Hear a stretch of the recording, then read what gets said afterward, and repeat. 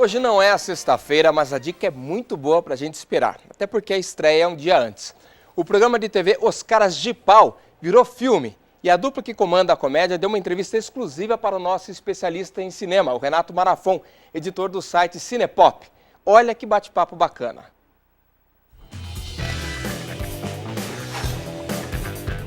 Olá pessoal, estou aqui com os grandes atores Leandro Hassum e Márcio Melen.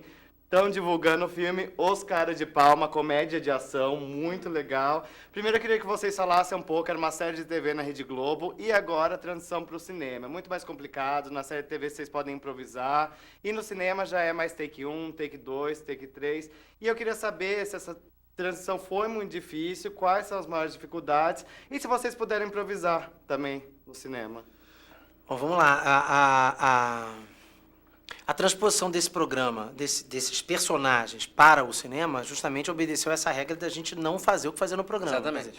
Era fazer uma história de cinema, para o cinema, para explorar os recursos da tela grande. Não ser um programa esticado.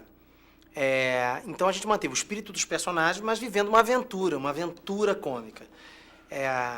Na TV a gente tinha mais domínio no sentido do improviso, no cinema a gente está mais preso, entre aspas, a uma história, mas a gente tinha no roteiro todo o espaço para a gente poder improvisar com a sensibilidade do Felipe Joffre, nosso diretor, de ele ir orientando em que momento não era legal, que momento era legal, mas improviso entre nós sempre vai ter, vão surgir coisas na hora para esse jogo ficar vivo, então foi super legal. Os personagens estão completando 10 anos esse ano, né, o Jorginho e o Pedrão.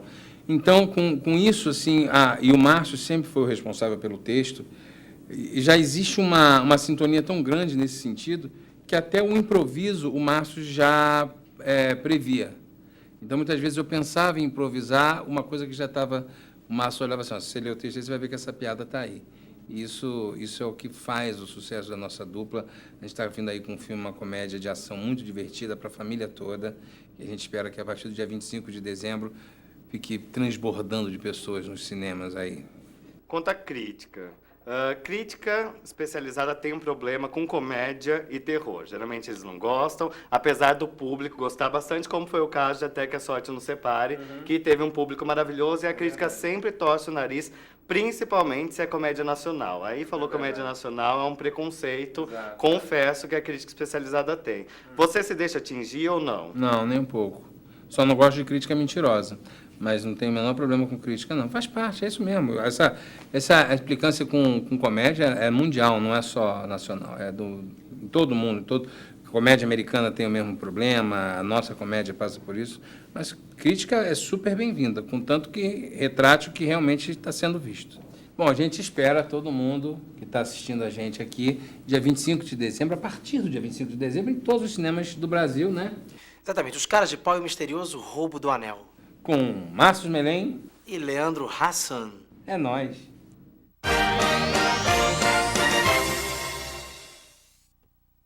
Hoje, terça-feira, dia de falar do direito do trabalhador. O Dr. Gilberto Turola já está a postos aqui conosco no estúdio. Tudo bem, doutor? Graças a Deus, tudo bem. Então, tudo em ordem. Você pode fazer sua pergunta, 2111-7000, que a gente repassa aqui para o nosso especialista. Já tem uma pergunta aqui da Viviane, que mora no Jardim das Palmeiras, doutor. Ela fala que a mãe dela era terceirizada e trabalhava como copeira. E há 10 dias vem tentando dar entrada no seguro-desemprego, mas não está conseguindo. Depois do poupa-tempo, ela teria que ir ao Ministério do Trabalho para fazer os cálculos e finalizar o pedido. Só que dizem que lá está sem sistema no Ministério, está fora do ar, e ela não consegue ligar no local do trabalho, o pessoal não atende bem também ela lá no Ministério. O que fazer? Tem a quem recorrer? Olha, eu ia falar para ela que o recurso seria o Ministério, né? E agora, de dá. repente, nesse fim de ano, essas coisas aí, sistema, então acaba causando essas dificuldades. É claro que alguns dias dá para esperar. Eu sei que ela precisa do dinheiro, quanto mais rápido protocolar o requerimento, mais rápido começa a receber, mas evitar só o caso de perda de prazo, que seriam 120 dias, é bastante, né? Não é o caso seu, mas espera mais um pouquinho, É final de ano, é questão de sistema, vai regularizar, mas continue em contato no poupa-tempo e no Ministério do Trabalho. Então, na verdade, ela tem 120 dias para dar entrada. Dias. Perfeitamente. Agora, só recebe, realmente tem um prazo mínimo depois que dá entrada. Sim, então vai atrasar um pouco. Atrasa um pouco, infelizmente, né? infelizmente. Isso aí é o trâmite para qualquer caso, doutor? Para qualquer caso. Vai entrar pra com qualquer um pedido, caso. não tem que realmente passar por todo esse processo. É normal, é normal. Então vamos lá. O Reinaldo, do bairro Vila Paulista, diz o seguinte: a filha foi demitida. É obrigatório cumprir os 30 dias de aviso prévio? Isso é por conta decisão do trabalhador se quer ou não cumprir, ou da empresa se quer que cumpra ou não? Aí a decisão é da empresa. Né? O empregado ele pode optar se ele sai 2 horas antes ou se ele trabalha 23 dias e 7 dias não. Isso é uma opção do trabalhador. Mas ao patrão compete falar, você vai cumprir o aviso, você vai trabalhar o aviso. Então, quando o patrão fala vai trabalhar, tem que trabalhar. Se faltar, vai perder e vai repercutir, inclusive, em férias, viu? Lourdes Maciel, do bairro do Estádio, diz que recebe uma pensão no valor de R$ 775. Este mês, ela deveria receber esse valor a mais da segunda parcela, 13º. Porém, veio muito baixo, 670. Ela não sabe o que aconteceu. Esse desconto é normal, doutor? Aí, no caso, ela recebia 775 reais. E agora 600? 670. Alguma coisa está aí diferente, né? Alguma coisa está diferente, precisa consultar, verificar a documentação, viu? Que é pensão, né? Pensão não tem aquela média que se começou a trabalhar mais tarde, por exemplo. Não tem, né? Então aí tem que ser examinado para ver qual é a origem, né, desse desconto, por que está recebendo menos. E depois de verificar, então daí pode até entrar em contato com a gente aqui de novo, né, falando qual é que foi a alegação, para a gente dizer se isso está certo ou não. José, do bairro Jardim América, trabalhava numa oficina mecânica, o patrão atrasou o pagamento e naquele dia ele se recusou a trabalhar. Afinal de contas, era dia do pagamento. Quando voltou para trabalhar, foi demitido. Na verdade, ele fez uma jogada aí, doutor. Ele falou, bom, já que eu não vou receber hoje, então não vou trabalhar hoje. E aí ele resolveu voltar depois e disse que foi demitido. E aí? E aí? Porque o contrato de trabalho, como se fala, né, ele é bilateral. Ele tem até um outro termo que se usa, né? Sinalagmático. Então, o contrato de trabalho é aquele que eu trabalho e você me paga. Você me paga e eu trabalho. Então, quando alguém não cumprir a sua parte, o outro não está obrigado a cumprir a dele, né? Então, eu tenho como trabalhador de cumprir a minha parte, trabalhar, para que eu exija do meu patrão o pagamento, cumprindo a parte dele. De modo que o importante é isso, né? O trabalhador trabalha e o empregador paga. Se o empregador não pagar, o empregado não tem obrigação de trabalhar. Perfeito. Muito obrigado pelas informações, doutor. Ótimo Natal aí. Muito obrigado, igualmente para todos.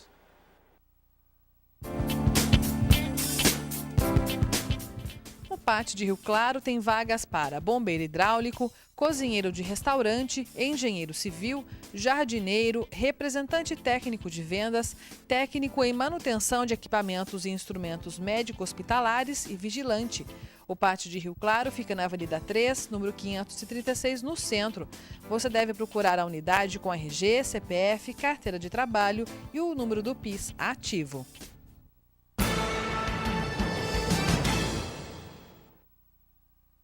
Rio Claro Notícias rápido aqui. Sai o doutor Turola, entra o Rafael Perobon. Né? Rapidinho a gente muda de assunto. Agora esporte. E o basquete Rio Claro não deu conta de Limeira, é isso mesmo? É isso mesmo, Paulo. Boa tarde para você, uma ótima tarde a todos de casa. Pois é, Rio Claro até tentou, começou pressionando, mas jogou contra o líder, né, Paulo? E aí não teve jeito, Limeira acabou vencendo, não teve zebra no jogo, viu? Sem zebra. Sem zebra. E o próprio Rafael foi acompanhar essa partida ontem aqui no Felipão e a gente vai acompanhar agora, mostrar para vocês. Um começo corrido, pegado, de muita velocidade. Marcação forte dos dois lados. Rio Claro começou mostrando aos líderes que a má campanha não é sinônimo de má qualidade. Duda abriu o placar para delírio do ginásio. Depois, muitos erros dos dois lados. Mesmo assim, Rio Claro passou todo o primeiro quarto à frente. Mas no finalzinho, Limeira virou e fechou o primeiro período 1 ponto à frente, 20-19. O que se viu daí em diante foi totalmente diferente. Um Rio Claro ansioso para definir as jogadas, precipitando os arremessos de 3 que não caíam. E a vantagem limeirense ia só aumentando. O que obrigou o Chuí a pedir o primeiro tempo técnico da partida. Para piorar, os líderes não desperdiçavam bolas de 3 pontos. Nezinho e Matheus Dalla estavam impossíveis. 41-30 para Limeira, na saída para o intervalo. Depois da virada limeirense, o Rio Claro Basquete não conseguiu mais voltar à frente. No terceiro quarto, Limeira abriu 20 pontos e terminou em 68-48. No final da partida, Rio Claro se encontrou novamente.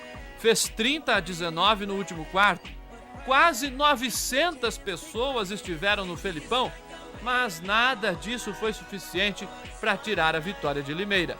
87-78. Corremos do começo ao fim. Foi algumas bolinhas que a gente perdeu, alguns passes errados, isso aí atrapalhou a gente no terceiro quarto, foi onde que nos causou a derrota.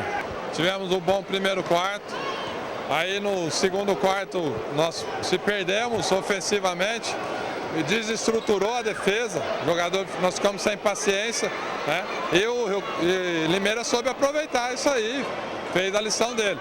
A gente não teve um bom aproveitamento hoje também, infelizmente a gente não tem acertado os arremessos que a gente tem costume de acertar, e principalmente os jogadores chutadores. Vitória importantíssima, né? Sabíamos da dificuldade que é jogar aqui. Apesar de Rio Claro não estar tão bem na tabela, a gente sabe a força do time deles, a força que é jogar aqui.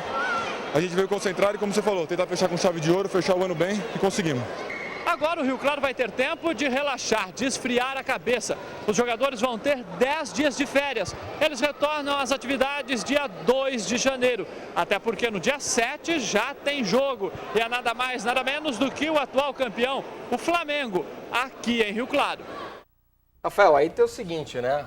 O resultado não foi surpresa, mas de qualquer forma foi legal aí, porque a tabela ajudou um pouquinho Rio Claro, né? Ajudou bastante, porque a Liga Sorocabana perdeu, o basquete cearense também perdeu, das equipes lá de baixo, quem venceu apenas foi o Macaé, que acabou vencendo o Flamengo. A gente tem os resultados aqui, Minas Tênis 75, Uberlândia 66 no Clássico Mineiro, Brasília venceu o basquete cearense por 81-68, o Paulistano ganhou da Liga Sorocabana por 83-69, o Macaé foi, como eu disse, a única equipe lá de baixo que venceu, 86-84 contra o Flamengo. Então o Flamengo, que é o próximo adversário de Rio Claro, vem de uma derrota fora de casa.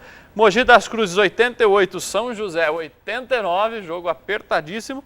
Além então de Rio Claro 78, Limeira 87, este clássico regional aqui, esse duelo aqui da nossa região. De rivalidade. De rivalidade. Agora, Velo Clube. Os jogadores já estão partindo para suas cidades. Todo mundo de folga, é isso? Todo mundo de folga. Alguns ficaram lá no Benitão depois da atividade agora de manhã para um almoço, mas foram poucos, viu? A maioria não quis nem saber, a maioria já pegou sua mala e já foi embora para passar as festas junto com a família. O Velo ia encerrar o ano com um treino agora de manhã, mas devido à chuva, a comissão técnica resolveu poupar o gramado do Benitão e fez apenas uma avaliação física. Aí os jogadores já fizeram as malas e foram liberados. Retornam só dia 5 de janeiro. Pelo menos Vaguinho Dias vai poder passar as festas mais tranquilo. É que 20 atletas assinaram pré-contrato na semana passada. São aqueles que já vinham treinando no clube. A maioria dos atletas já estão contratados, deve vir mais reforços ainda. E eu acredito então que para o primeiro jogo contra o Rio Branco a equipe vai estar pronta. O treinador também falou por que fez tanto mistério sobre as contratações.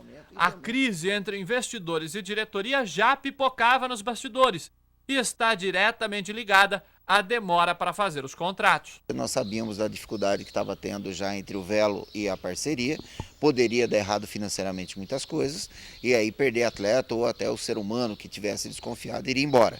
Então, por toda a situação, nós resolvemos nos precaver e fazer o pré-contrato, com certeza. Mas lembra daquela turma toda que estava em teste? Eram quase 40. Só sobrou um. O Marreta é um atacante de velocidade, é um atacante que teve uma base no Vasco da Gama, então ele tem essas condições. Ele pertence a um empresário que era parceiro da antiga parceria e eles entenderam que não havia problema nenhum com a saída do Homero, do Haroldo, e que ele gostou demais daquilo e gostaria de ficar. Então, daqueles todos que vieram avaliados aí, só o Marreta ficou. Por falar em parceria, a diretoria tem mantido conversas com empresários que podem passar a investir no clube. O presidente Adalberto Borges não quis dar detalhes sobre a nova parceria, que pode ser fechada ainda na tarde de hoje. Ele se limitou em dizer que o novo investidor já conversou com o Ovello em outra oportunidade, antes do clube fechar com Homero Santarelli. E está andando, estamos conversando, estou aguardando o pessoal hoje à tarde aqui. E infelizmente não tenho mais notícias mais positivas, mas com grande esperança de eventualmente até fechar hoje. Maravilha aí, Rafael. Belo se acertando aos poucos. Se acertando, mas a notícia que eu tive, a informação que eu tive, é que ontem esse investidor já esteve lá no Benetton, já até inclusive conversou com jogadores, então deve estar bem próximo aí de fechar mesmo. Maravilha, Rafael. Bom Natal para você, viu? Valeu, um ótimo Natal, Paulo, para todo mundo de casa, e na segunda-feira a gente está de volta. Maravilha, valeu, Rafael.